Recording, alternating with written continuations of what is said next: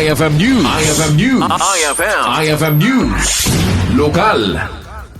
Inbatad ni Governor Cecilia Araneta Marcos sa karagupan karag tinarwaya na gunod ti administrasyon kat itibiyan ti micro small medium enterprise wenno MSME ti karakkalan ti achievement na may panggap iti panagduras ti ekonomiya ti probinsya.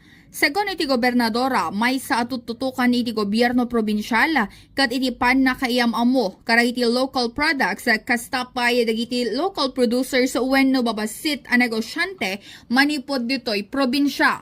Gapoy ti dayto inpanakkel ti gobernadora nga adda dagiti gundaway maidandanon iti Manila dagiti produkto karunaan dagiti natnateng apudno nga araraken dagiti tattao wenno daytoy ti programa a producer to consumer program.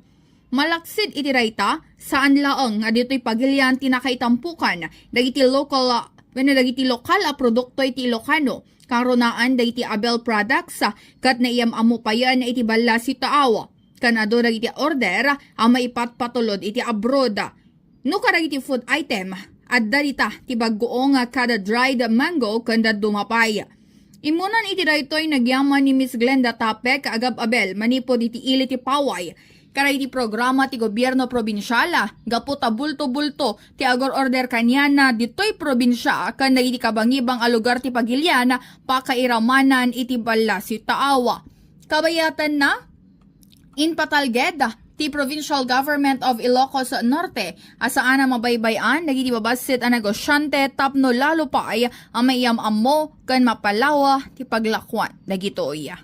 Para iti IFM News, Idol Bernadette Toledo Tatak, IFM. IFM News. IFM News. IFM News. Lokal.